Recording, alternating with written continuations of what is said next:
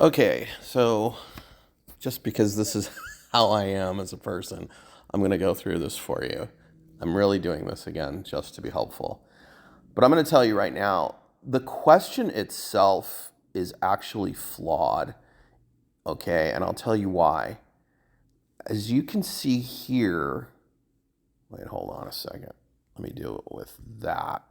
Okay, so that marking here would imply that this angle and this angle are equal, and that simply isn't true. It can't be true because the angles opposing sides, which are C to D and and D to B, are not equal. One is 4.3 and one is 4. So those angles can't be equal. And the phrasing of the question actually incorrectly states that the angles are equal. They can't be equal. Again, because the opposing sides are not equal.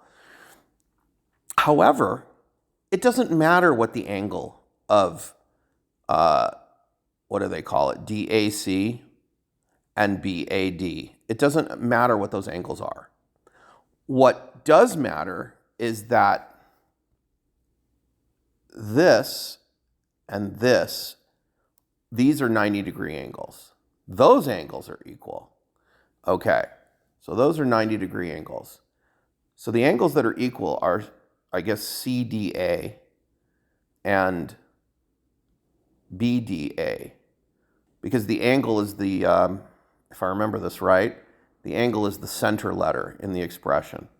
But again, that doesn't matter. So assuming that these are 90-degree angles, the ones I just did, okay, we can use what's called the Pythagoras theorem, which is a squared plus b squared equals c squared, where a and b are the shorter sides of the right triangle, and c is the hypotenuse, which is the longest side of the triangle, okay?